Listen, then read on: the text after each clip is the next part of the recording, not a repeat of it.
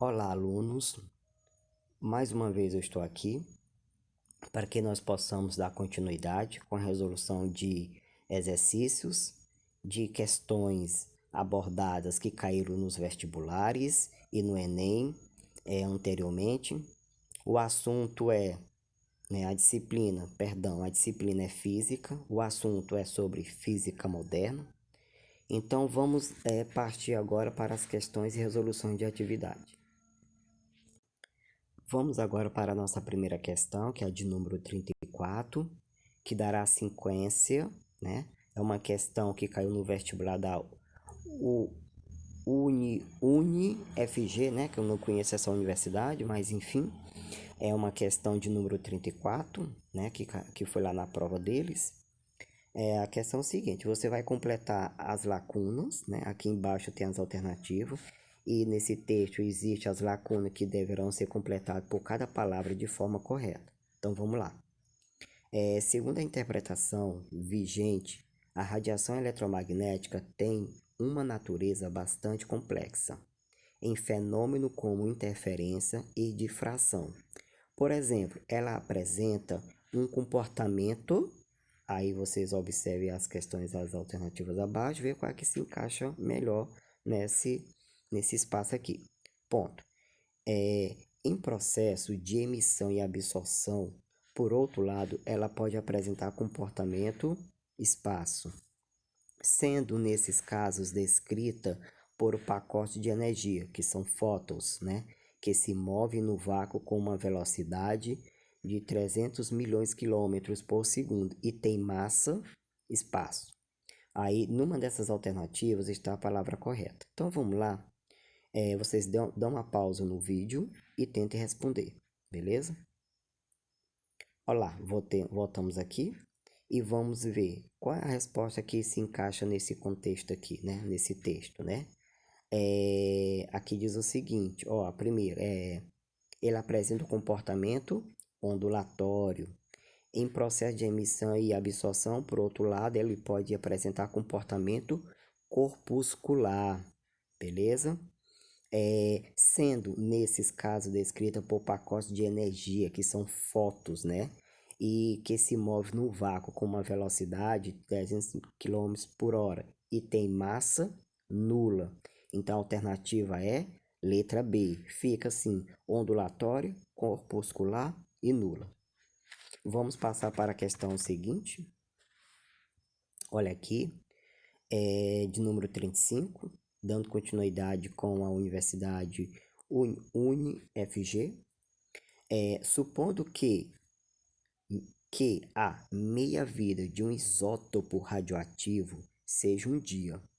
Após 48 horas, a quantidade restante deste isótopo será, letra A metade da quantidade inicial, letra B, 1/4 da quantidade inicial, letra C, 1/24 da quantidade inicial, e letra D, 1/48 da quantidade inicial, ou é a letra E, que será 0, né? Então, aqui diz o seguinte, que supondo que a meia-vida de um isótopo radioativo seja de um dia, após 48 horas, observe que vão passar 2 dias. Então, nesse caso aqui, a resposta que faz jus ao texto é letra B, 1/4 da quantidade inicial. Beleza? Vamos passar para a questão seguinte. Galera, vocês dão uma pausa no vídeo, tá? E vocês tentam responder, tá? A questão, após eu terminar de pronunciar o texto. Ó, dando sequência àquela questão 35, que eu achei muito interessante, a resolução alternativa B, eu queria que vocês observassem isso aqui, ó. Sobre a meia-vida, tá? E há uma diferença entre meia-vida e vida média, tá bom? Meia-vida é o tempo que o material radioativo leva para cair pela metade. Olha aqui, no caso do carbono 14, a meia-vida é de 5.730 anos, ou seja, este é o tempo necessário para uma determinada massa deste isótopo instável decair para a metade de sua massa, transformando-se em nitrogênio 14 pela emissão de uma partícula beta. Esta medida da meia-vida é utilizada para a datação de fósseis. Alguns elementos possuem meia-vida muito baixo, beleza? Então, esse é um texto bem interessante que fala sobre a meia-vida.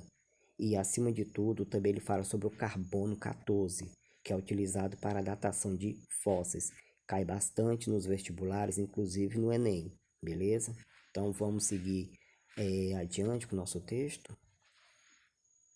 Olha aqui, mais uma questãozinha aqui de vestibular aqui, da UniG, né? Universidade, não sei de onde fica, mas enfim. Vamos lá.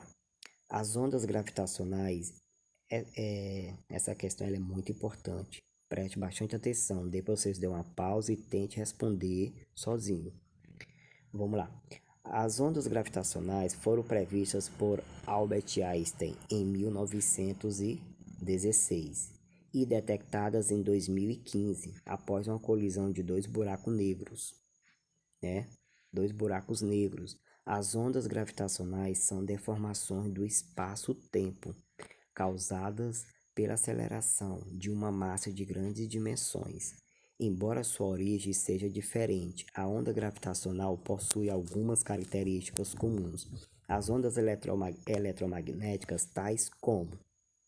Gente, olha aqui, ó, as ondas gravitacionais.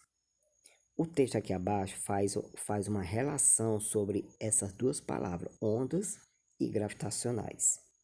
Observe bem, ondas transportam o quê?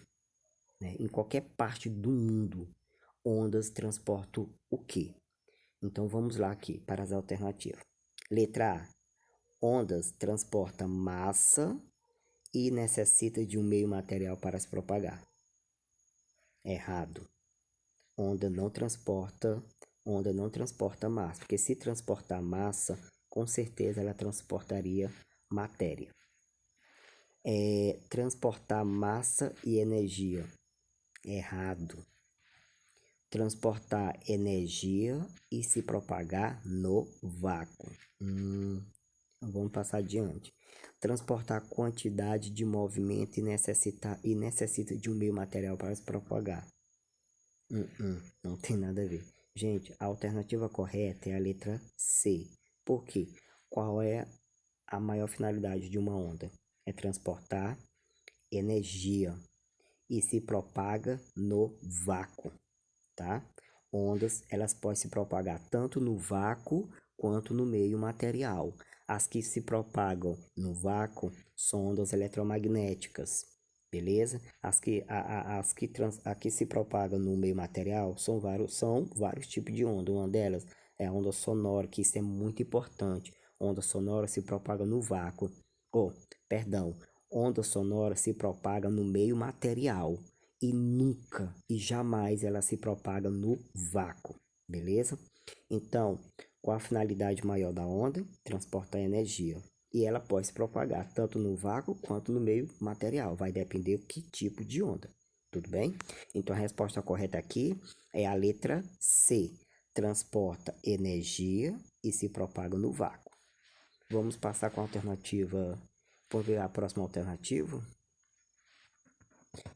Essa aqui é uma questão bem interessante, viu?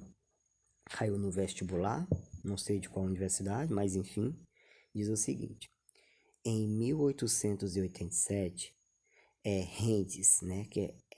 Rendes verificou que uma placa de metal eletricamente neutra adquire carga positiva quando atingida por luz de alta frequência. O fenômeno no qual determinadas substâncias liberam elétrons quando atingida por radiação eletromagnética é chamado de... Gente, numa das aulas que eu dei, né, anteriormente aí, parece que foi lá na aula 04 ou 05, não estou lembrado, eu falei sobre o Rendes, né, esse grande cientista que a qual teve sua participação brilhante no assunto sobre um desses elementos. Eu pergunto, o que foi descoberto em 1887? Aí vem, letra A, efeito estático? Eu creio que não. Efeito fotoelétrico? Efeito fotolítico? e efeito de hibridização, efeito magnético. Então, a resposta correta é, vocês dão uma pausa e tentem responder. Então, vamos votar agora. Qual é das alternativas que faz jus ao texto anterior, né? Sobre Hentz em 1887, sobre o que ele verificou. E foi nessa época que ele descobriu, né? É o efeito fotoelétrico. A resposta é letra B, tudo bem? Essa é uma questão que vocês poderiam ter matado a charada do início, porque em 1887 Hentz descobriu o efeito fotoelétrico. A única coisa, o que ele descobriu? O efeito fotoelétrico. Ele fez uma excelente demonstração, tá? Ele só não conseguiu foi explicar que o efeito fotoelétrico ele só foi explicado a partir do século XX por Albert Einstein, tá? Albert Einstein conseguiu explicar sobre o efeito fotoelétrico, enquanto Hentz ele demonstrou e descobriu o efeito fotoelétrico, ok? Nessa observação dele aqui, tá bom? Nessa observação com esse metal e etc e tal. Vamos passar agora a questão adiante aqui. Essa é uma questão muito interessante, viu? Que é uma das melhores questões que eu acho que aborda um assunto muito interessante, que é sobre um dos grandes cientistas no mundo da física, quando se trata de átomos, né? Então vamos lá. O conceito clássico de trajetória de uma partícula não é adequada para descrever sistemas subatômicos, onde devemos considerar a mecânica quântica. A própria ideia de localização de uma partícula é tanto inapropriada ao invés da localização de uma partícula. Temos geralmente regiões onde há maior ou menor probabilidade de detectá-la. Ao fazermos uma medida sobre isso, há um princípio segundo o qual não podemos em um mesmo instante determinar a localização e a velocidade da partícula com precisão arbitrária.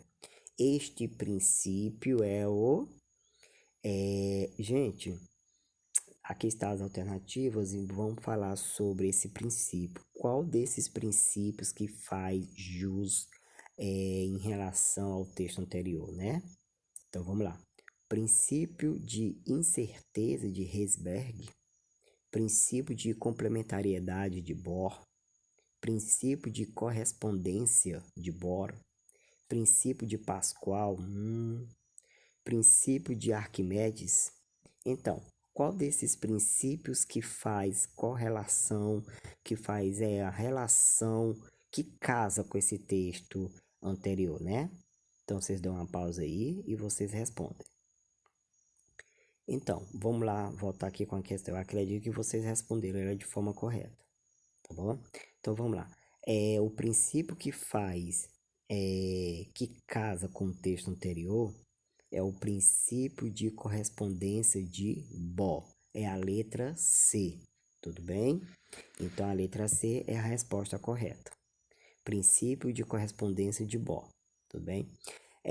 Turma, alunos, quando vocês quiserem analisar as questões, eu vou deixar o gabarito lá na sala Classroom, tudo bem? Para que vocês possam observar as respostas, ok?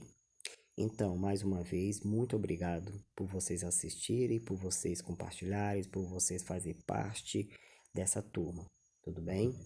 Então, a partir de amanhã será feita uma nova aula, que é a aula 08, que nós iremos dar continuidade com o nosso tema, que é física moderna, tudo bem? Na parte do assunto de física. Então, até mais, muito obrigado e fique com Deus.